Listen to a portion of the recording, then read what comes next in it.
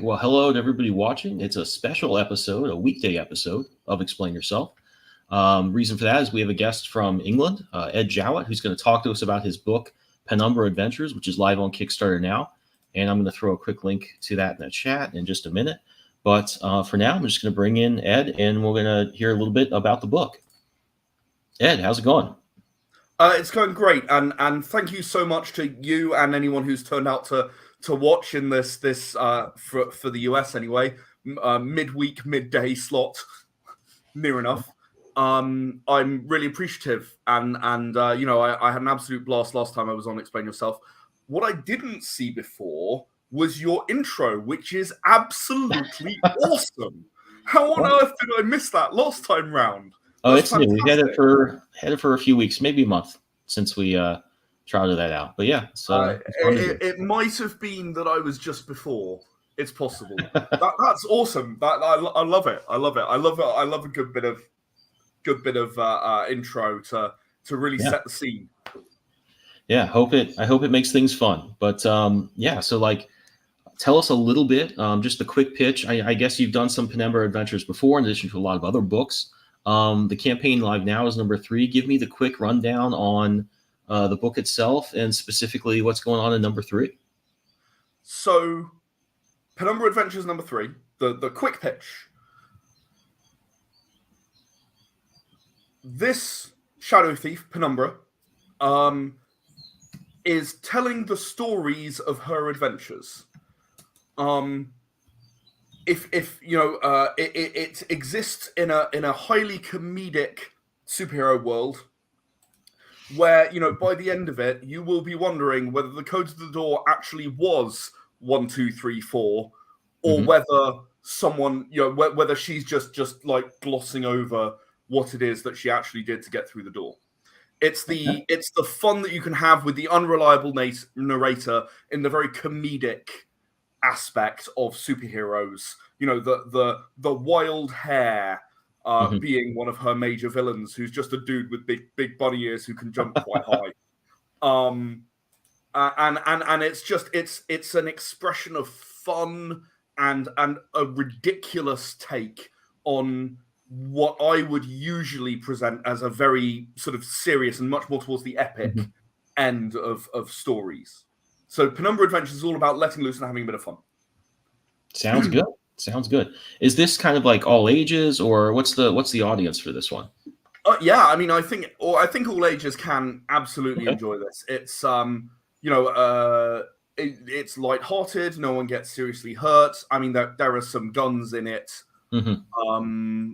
But yeah, I mean, I've happily sold it to a 7-year-old who, so I should say, Penumbra is actually Filipina.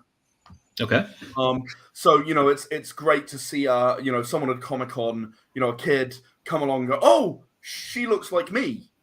Like it's the a lot of the mainstream heroes, it's harder to find for some minorities a representation. My wife happens to be Filipina, and I made the decision I wanted to sort of really bring a character to life who was very central to my universe, who was Filipina. And then Jay Lewis is chiming in our comments here. Thanks for commenting. Sounds like it's very well written, and kind of sums it up, saying middle age, silver age, everybody can enjoy, which it sounds like is true.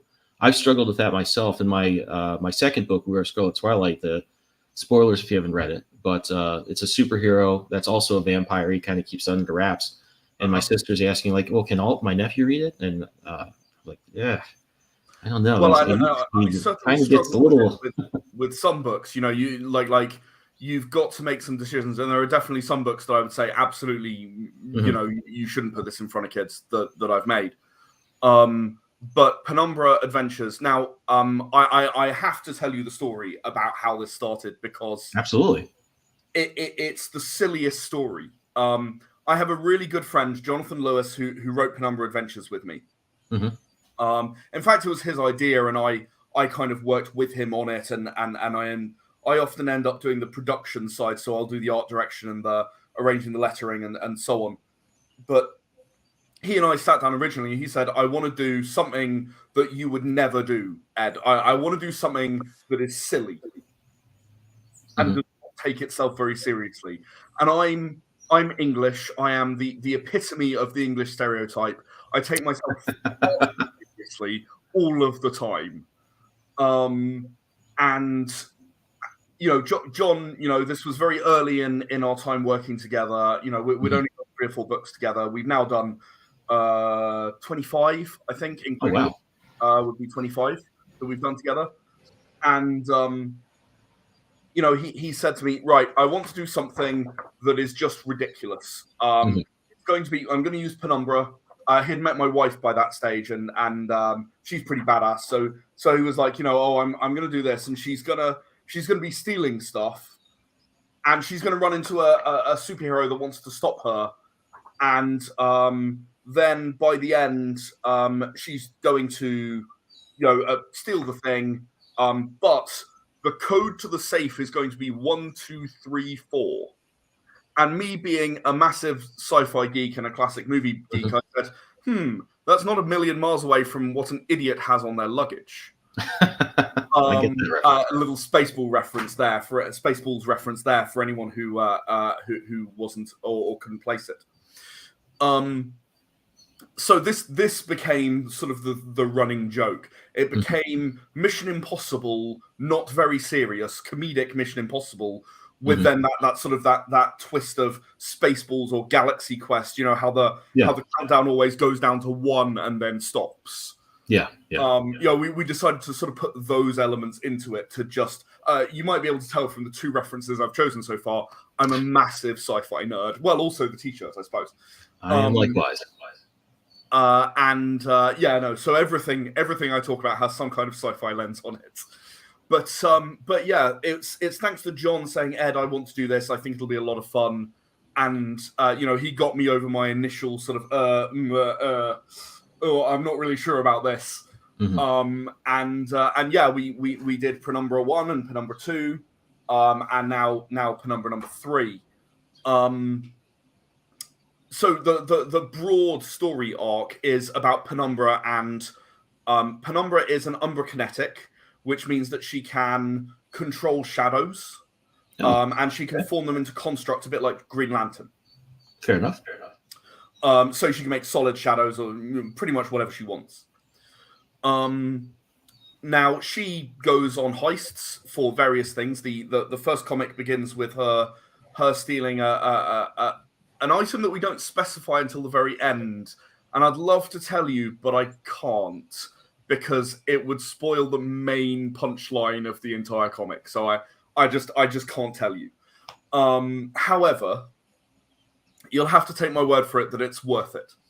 But she goes into this nightclub and where she's going to steal the thing from, and suddenly, bang! This guy who looks like Rambo busts through the door with assault rifles and starts shooting the place up. While she's thinking, I wonder what my distraction should be. I need a distraction. So that'll do, I guess. So she's then crawling through the vents and whatnot. She encounters this light-based superhero, I guess.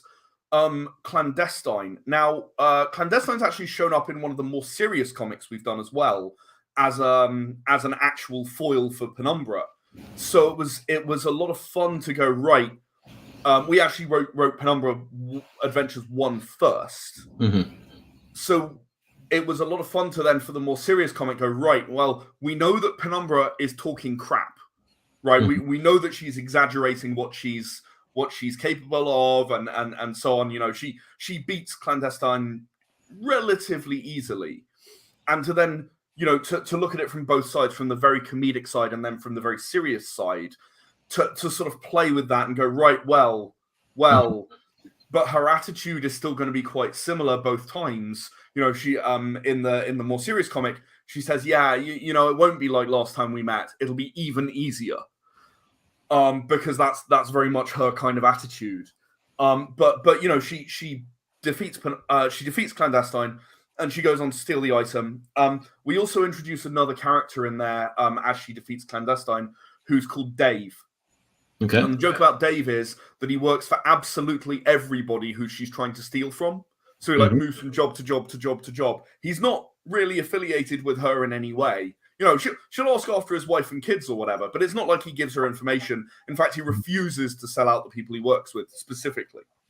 Huh. But Yeah.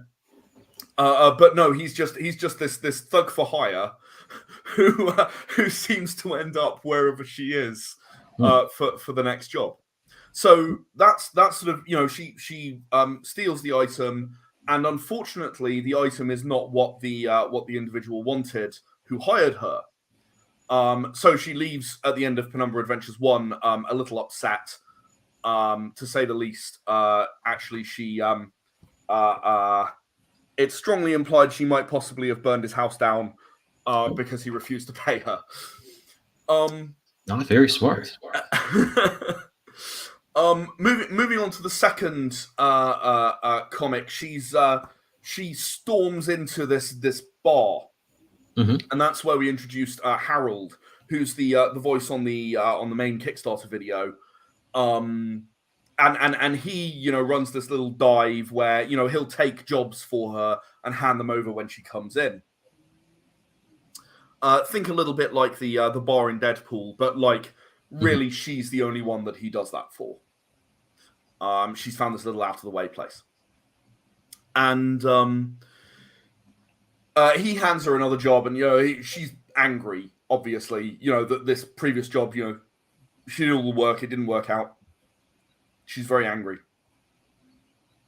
So he hands her another job, and this is to steal an item that might, you know, like it's some kind of alien artifact that is believed to increase empowered abilities. So she's like, I wonder if I'll steal that to like enhance my power, or whether I'll steal it and sell it, because obviously the last job was a bust. Well, either way, I've got to go steal it. So she departs. First things first. Indeed. And as she arrives, she runs into Dave again, who you know, he's learned his lesson sometime in the past. Not in the previous comic; they already knew each other. But you know, he doesn't get in her way. He just sort of stands aside, like, "Don't hurt me. I know you can beat me up. Just don't hurt me. I'll, you know, you can go past or whatever." But I would say, unfortunately for Penumbra, but that's probably an exaggeration. She runs into the Bunny Lord, and he's you know, he's just I've got a nice little picture here as well. There we go. Where are we? Yeah, there we go. So she runs into the Bunny Lord, and he is obviously, since he can see in the dark because he's part rabbit. He's able to sort of see her when she tries to disappear into the shadows, sort of stops her running away. So she ends up having to fight him. He's quite tenacious, to be honest. Like, she defeats him, I think, 3 times in that book, and he keeps coming back for more. In the end, she gets to the door, and of course, the code for the door is 1, 2, 3, 4, 5. Of course, it sounds like this is a world where it's very easy to be a burglar. Well, actually, it's funny you should mention that, because I'm going to come to it in a minute. I'm going to talk about that in a minute. Anyway, she steals the item and returns to her, not returns to bar, but goes to her employer, or the person who hired her. I guess she decided to sell it, and unfortunately, her employer decides that a double cross is in order. He does not, in fact, plan to pay her. He has his thugs grab her, and that's where Penumbra Adventures number 2 ends. All right, that sounds like a good time to maybe bring up the screen for your Kickstarter and kind of show us a little bit about the current campaign, which I'm going to pop the link in our chat one more time here. Yeah, absolutely. Let me just bring this up.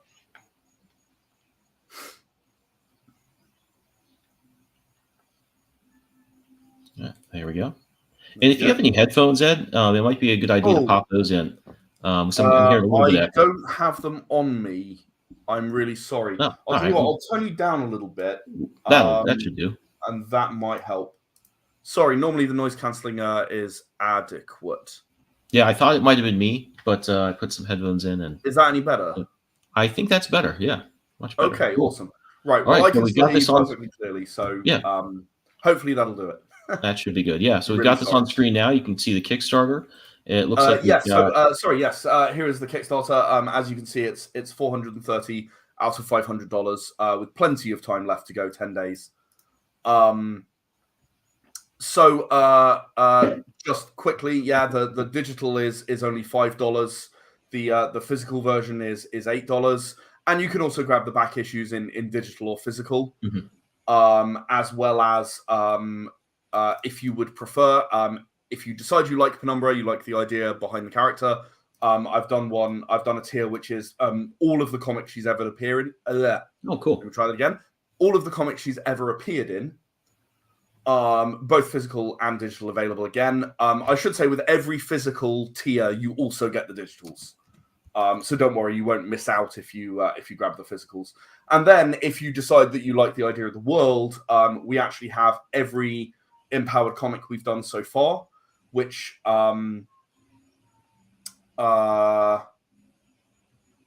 it should be 17. And I'm trying to work out why it doesn't seem to be that many.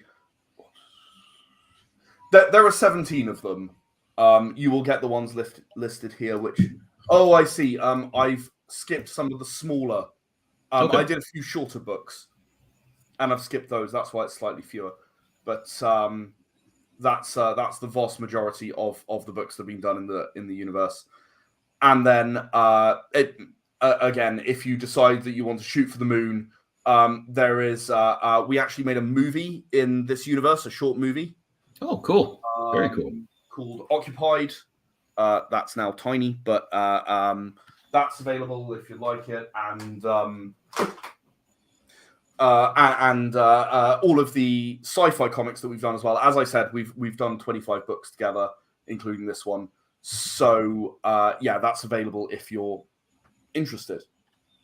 Good. It's cool to see that you've got a lot of different ways for people to back kind of where they're at. If they would really like it, you've got a good pathway for people to keep checking this out if they're intrigued. Yeah, I think that's really important to give the different levels at which people might be interested. I don't want to push anyone. I think everything that we've written is good and worth reading. Obviously, otherwise I wouldn't have done it. But I believe that it's all worth reading. But if you look at Penumbra and think, wow, I like the idea of something funny. I'm not sure about what Ed's idea of epic is, or I have too many books that are already epic, on the list. Maybe I'll pass on those. But you can get hold of the Penumbra Adventures books if you'd like to. Just all of those and get that full story. So we had a bit of fun putting together some extras, and I'm a big fan of just making lots of material around a comic, and I've got some wonderful people who've really helped me.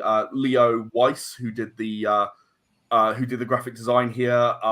He also wrote the words. I mean, it was exactly what I wanted. It was utterly ridiculous. And he'd just done it as placeholder text. I'm like, no, you know what? I actually really like that. That's good. It's ridiculous and insane.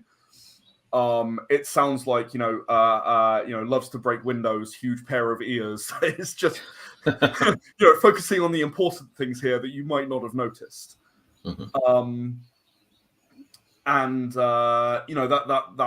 That's just, doing this has been a lot of fun. This is our client here. And we introduce a new character in this comic who he's not named in the comic. He's named in the script of the comic, of course. But he's not actually named in the comic. No one calls him by name.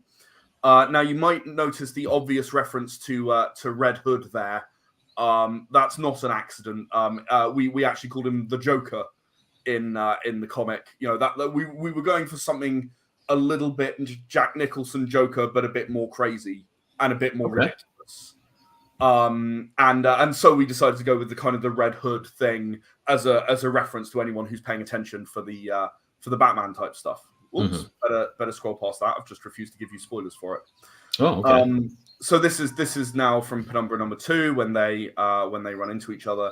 But as I said, it ends a little bit badly.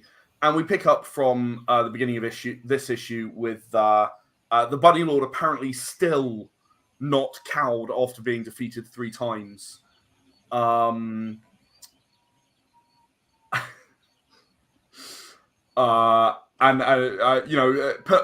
is not even taking it seriously, even while being grabbed by various thugs.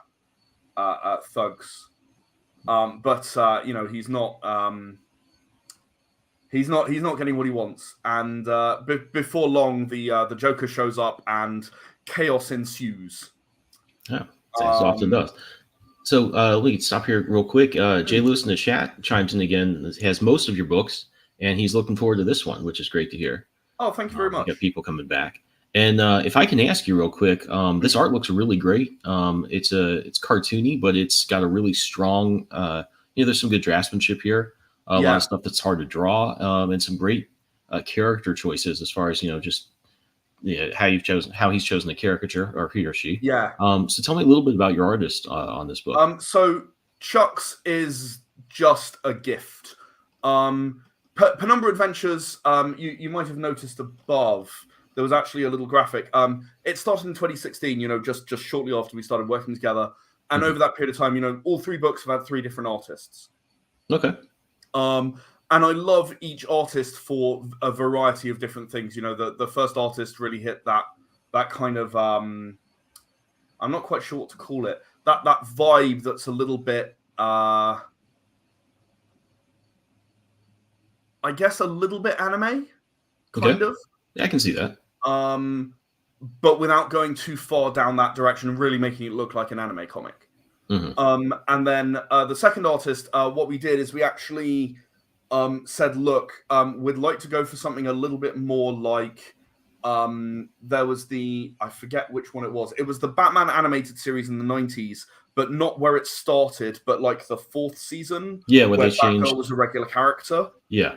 And they actually called it something else, and I forget what they called it. They called it a few different things. The Adventures of Batman. I think it was the New Adventures of Batman when they brought it back it's the 4th season, and they changed I like some of the character designs they changed around there, and some of them were better, some were worse. Fun the way they changed him, and I always noted Mr. Freeze didn't change at all.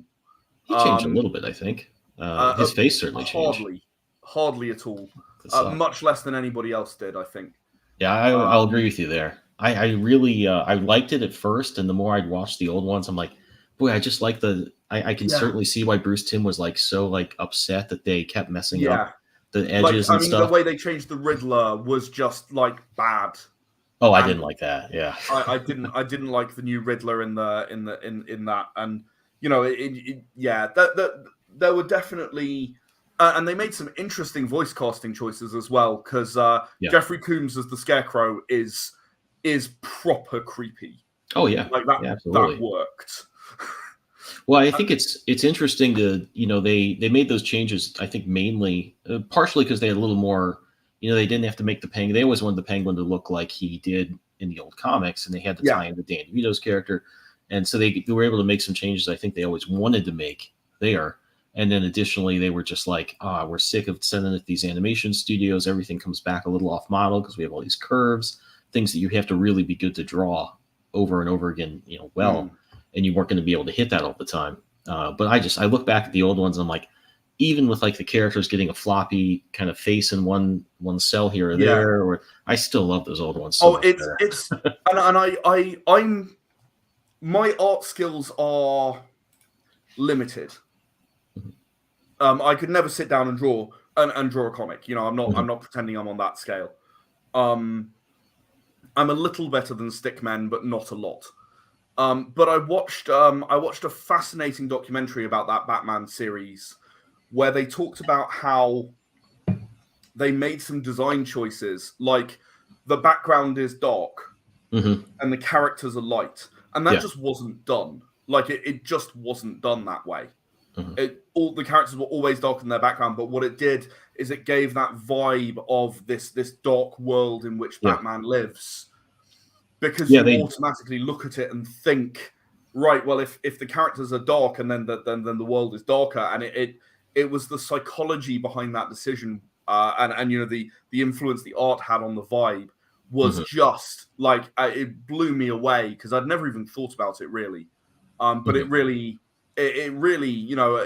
Bruce Timm and his team did an amazing job with those first couple of seasons, and I always felt a bit sad that it got disrupted because some of the stories in that fourth season are quite good. Oh yeah, the stories I always always felt a bit sad that it got disrupted and we didn't see it in that initial artwork. Yeah, no, I like it all. I mean, when I first saw it redesigned, I thought, oh my god, that's so cool. And then the more I just revisited all. I don't think I've ever stopped watching that show, even since I was a kid. I've literally just finished watching it through just very recently. Oh wow.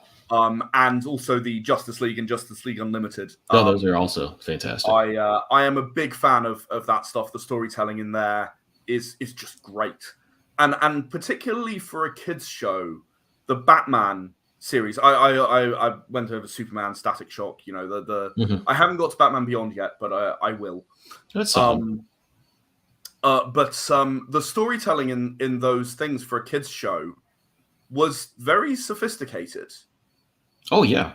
Like, are we talking about that one from the early 2000s where it's like he's younger? It's the Batman. I think Norm Rapin maybe designed some of it, or maybe it was Jeff Matsuda. Sorry, no, I'm talking about the 90s one. Oh, okay, the second version. Yeah, I am talking about the 90s one still. Yeah.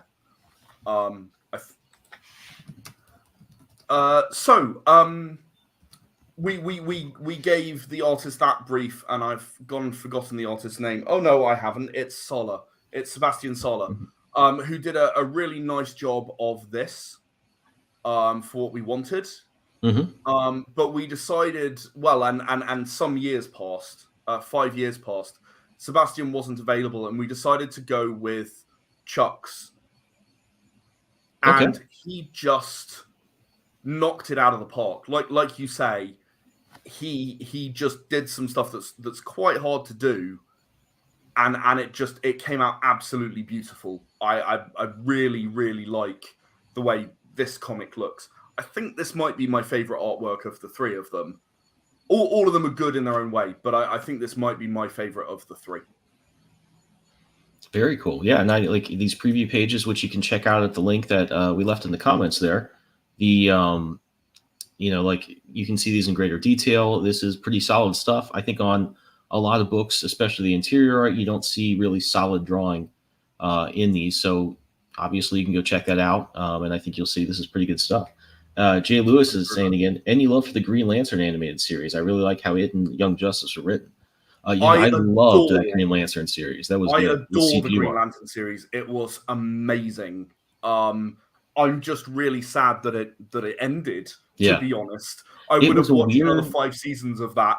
No problem. It was in a weird niche. I remember watching it. I think I had to watch like the first 5 episodes, pretty close to when it came out. And I was like, wow, this is just everything I like about like 80s cartoons a little bit, and sort of the really solid storytelling you got from the Justice League, the Batman animated series team, really condensed into that. Young Justice, Jay Lewis, I've never watched that one. I really like the drawing style. But I haven't that and Teen Titans. I've only watched a little bit with my nephews. I'm gonna have to be completely honest here. That's Jonathan Lewis. That's my co-writer there. Feeding me lines. I was the things starting you know I'm going to talk about. Yeah, no, he's hi John. Yeah, no, it's I big fan of those and. The storytelling in them, as you say, was really, really strong. Mm-hmm. It's interesting to see in that. I feel. I mean, that movie that they made with Ryan Reynolds was pretty much of a flop, but it wasn't terrible. But it wasn't really anything. I want to go back liked to it. I actually don't think it was that bad. I think a lot of the reason that people think it's bad is Ryan Reynolds is quite down on it personally.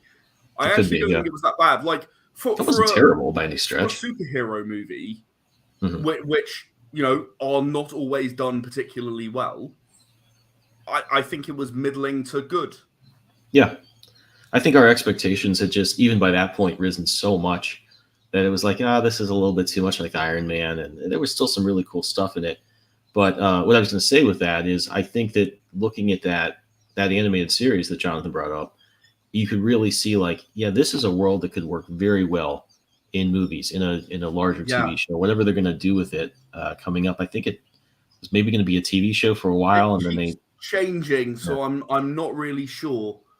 I think I really hope it's not a TV show that they try and do, because I think that, me personally, I'm a bit colored on the superhero TV shows. Yeah, like that it's gone a bit far now. The amount that you have to watch for anything to make sense anymore that comes out, is just a bit much. No, I agree. There's so many of those I haven't caught up on at all. I mean, I actually haven't watched any of the TV series because I don't have Disney Plus. Okay. So, like none of them. And I watched Doctor Strange in the Multiverse of Madness, and I gleaned enough about what must have happened in WandaVision to watch it. I wouldn't call it a good movie, but that's got nothing to do really with the TV series. Yeah. I think it was pretty awful, to be honest. I was all right, but I agree. I'm a little exhausted. Spent so long waiting for a character that I didn't care about to kill off a character that I did care about. Yeah, fair enough. Yeah. Yeah, it was very. I'm getting a little exhausted with the amount that you have to wade through. But the thing about the Green Lantern stuff is, I think it could be. Well, and like the Green Lantern series showed how it can be done, right? Yeah. There was enough side characters that were really compelling. Yeah, and it's not even really like they were. The narrative. It's not even like they were like completely new side characters in every case. Saint Walker is a really good example of a character who is well loved, who was easily introduced in moments. In moments you knew who this person was. Whether you knew they were going to be the Blue Lantern or not is irrelevant. You immediately knew who they were. You immediately knew what they could do, and you didn't need to have a massive amount of explanation around it. And the same is true of Aya, the AI of the ship. Like that's as far as I know was a brand new character for the animated series, but. You didn't need lots and lots and lots of. Yep, there we go. The art style is just very 2000s. Yeah, I agree. It is the rendering is a little. It looks like a reboot with better models these days, which is tragic because it absolutely should not. I mean, it's good enough. I certainly didn't think it was weak. Even looking at it now, I think it's all right. I think it looks a bit dated now. Yeah. I think it's aged badly, but the stories are still absolutely phenomenal. Yeah, and I think that what this show really, for me, I was like, wow, I've always seen people saying like Green Lantern ought to be as big as Star Wars, and I think, I don't know if it's that good. But I, at the same time, seeing this, I'm like, yeah, there's enough compelling characters. You could really wring a Game of Thrones scale narrative out of this, and it could. Yeah, I mean, and the way they did Atrocitus, and they really, like. You end up that series pretty much on Atrocitus's side. Like you're like, yeah, no, I kind of get why he's angry. Yeah, I get that. It's and they managed to get basically everything in there except Yellow Lantern Sinestro. Sinestro featured, and the Yellow Lantern effect sort of did, but you get every other. Oh no, I suppose you don't get the Indigo Lanterns either, do you? But otherwise, you get everything. You get Larfleeze, you get Star Sapphires, and all the rest of it. Yeah, no, it's good stuff. I'm going to stop sharing this so we can get back to the campaign, which I know you're here to talk about. I like to switch it up. I like to talk a little bit about general stuff because it's just interesting to listen to if you're also into that stuff. But because we have to wrap this up a little earlier than we normally do. I wanted to kind of go back to the campaign, just reiterate a few things, that we have 10 days to go here. It's really close to the goal. And then is the art for this done? Are you ready to fulfill like right after the campaign, or what's the ETA on that for? Yeah, the art for this is done. The lettering is done. I've been doing it during the campaign, and it's finished. With a little help from the wonderful Jatch, who has been an absolute lifesaver. Mhm. There are just some things that are just slightly too hard for me to do. I've got great attention to detail, Mhm. which helps a lot with lettering. If it doesn't look exactly like right, I will spend an hour on it, and I have the skills to do that. But there are some things, like a really comedic boom, I really struggle with that stuff. Like, I'm not very good at it. And Jatch is just absolutely brilliant. You know, picked up the majority of those bits and pieces, and just helped out and made it A1 rather than, oh, the lettering is all good. Yeah, it's fine. No, it's excellent.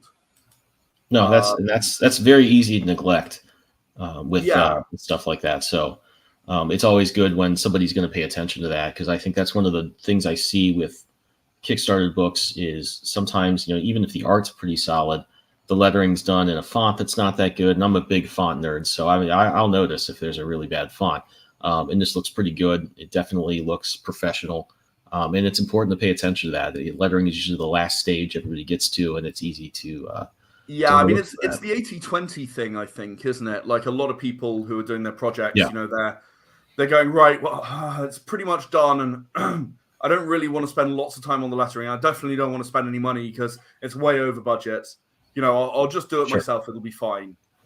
Yeah, sometimes it And, you works know, out. It is you've got learnable. stuff that doesn't sit nicely in the word balloons, Yeah. or, you know, I do a lot of last stage dialogue editing when Hmm. I'm doing the lettering of a book, because I'm thinking, right, I could reword this to make it fit better in the bubble. Hmm. You know, like the bubble can change size as well, but if I reword this, it actually follows the contours of the bubble, and it's going to look way better. And I actually sit there and I will reword something like 60% of everything just to make it look nice to look at. I mean, I Hmm. figure you've got to look at the page and think, wow, I enjoyed looking at that page, and part of that's the dialogue. Yeah. You aren't going to be looking at, you know, the vast majority of people are not going to be looking at the book without artwork. Right. And Sorry, the book with that's just artwork. yeah, and I think that's something that's important. As an article I read probably from Wizard or Hero Illustrated back in the 90s, but there was an artist kind of talking about how important it was to pay attention to every step of this, and said, you think of your design of a page. Sometimes people just think the design of a panel, and they get caught up in that, don't pay attention to how that panel is working. They said your page is not just a collection of drawings; it's a graphic design of its own. The same as an Yeah. abstract painting is; it's got to look impressive on as a whole and impressive as individual panels. And lettering is a big part of that. It's got to look like a comic book page. Every part of that's got to be working together and look pleasing, the Yeah, same as an absolutely. advertisement would, or anything else you'd see in a magazine. So it's always good to hear. I'm a graphic designer as well as an artist and writer, so that's something I really harp on, and I'm very glad whenever somebody brings that up, is like, hey, I've been paying attention to that, because I think in a lot of ways it shows you're concentrating on what your backers are going to get. I think that's the thing we can emphasize as Kickstarter creators and crowdfunding Yeah, creators. Hey, definitely. we're paying attention to this for you. We're gonna Yeah, we're gonna look into this we're trying detail. to make sure that every aspect of this experience is enjoyable, not just, Yeah, you know, not just some bits of it. yeah. Yeah, absolutely. I couldn't agree more. And the my background, my original background before I started doing comics, was actually in tabletop role playing game design, and Oh, that was cool. where I became very militant around the graphic design of anything that someone's going to be looking at, because I find that role playing games, the character sheets, the single thing that you look at more than any other thing in the entire game, character sheets generally look horrifically bad. Hmm. They can. Why am I looking at something that's not a piece of artwork? I thought, because that's the thing that I remember from the games that I've played. I remember the character sheets because I'm staring at it the whole time. Yeah, And absolutely. I that's where I started on my journey of, look, everything that people look at, it needs to look good. It needs to be something they want to look at. If it's cover art, then obviously people are paying attention to that. and that's what people try and do. But like you said, there's a lot of occasions where the interior artwork just does not measure up to what people have done for the cover, and the interior artwork can be actively disappointing at times. Yeah, and that's something. I mean, I'm going to run through a few things here as we wrap up, but I think that's something that's it's a blessing and a curse of crowdfunding. Is we're responsible for that, and we also have the ability to do that. We don't have to say, "Oh, I'm sorry, the publisher really didn't do that as well as I'd hoped." We have to do it ourselves. And one part of that I need to mention is we're part of the Geek Collective network of podcasts, and we have a deal with Gemini Comic Supply. If you use the code Geek Collective 10. You'll get 10% off of the Gemini mailers. And I've said this before. I say this, I think every show. I probably every week see a post on Twitter about somebody having got a crowdfunding comic in a paper mailer or a plastic mailer, and it showed up bent. And kind of to speak to what we were talking about earlier, having put so much work into every other aspect of our comics, it's important to make sure you go that final mile and get a comic mailer. Obviously, it's not going to prevent every kind of damage, but it's going to show people you take the delivery, every step of this, from the creation to the delivery, seriously. So that's something I always want to bring up on the show, and hope you'll check it out. Head over to Gemini Comic Supply, put in that code, and it'll make it just a little bit more affordable. Me due to geography, but I am sure they are absolutely brilliant. I am fortunate enough, again, my background's in role-playing games, and those books vary in size significantly. So I've had to, over the years, learn the right way of packaging books of all sizes. Yeah, that's good. And it's good to hear. I think if you're folks watching, if you've been listening and it's kind of the details here, I think you'll see that Ed and his team are people that are very concerned with delivering, the sort of experience that you want to see with these books. So head over to Kickstarter. I put the link in the comments one more time. But just to wrap up, definitely check out this comic. It sounds like a lot of fun. There's a lot of options to check out the current issue, previous issues, get caught up the story. Just a lot of good options to get in on this. So I hope you'll head over there and check it out. A few other things I want to run through. Geek Collective is working with some other creators, and we have a campaign that's just about wrapping up called Territory. I'm going to throw that link in the comments as well and share a quick look at that. This real quick. Post-apocalyptic kaiju epic. 19 hours to go. They are so close to the goal. So some great artwork here, great logos. We had Blake on earlier on the show. This is a fun book. I hope people will check it out in the next 19 hours, because we're really closing in on both the goal and the deadline for the campaign. My book is on zoop.gg. I'm going to throw that in the link in the comments as well. This we ran earlier this year, but we're reopening it because we just approved the last, after a painstaking pre-press process with the printer. We finally have approved proofs for everything we need to print. So we reopened the campaign for 5 more days to check out my comic, We Are Scarlet Twilight. It's what I mentioned earlier. This was a vampire superhero book that kind of plays into all the tropes of the golden age and modern comics, and hopefully kind of combines everything you like about those old Superman cartoons from the 40s with golden age comics, and then hopefully just gives that an updated look, so it could kind of not make those some of the things that are boring about those old comics, avoid that, but just keep everything cool. That was part of it, and so I hope you will check that out as well. Oh, I didn't share the screen. Let me go there real quick. Stab ahead. There's the cover for number 4. But this is a hardcover collection. You can get the hardcover, you can get the individual issues, and hopefully check that out, as well as checking out Ed's book, Penumbra. Ed, thank you so much for coming on the show.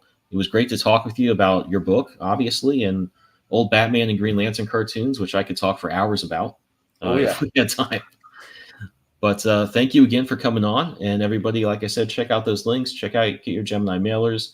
Check out these great campaigns, and head back on Sunday for another episode and some more cool comics and cool comic talk.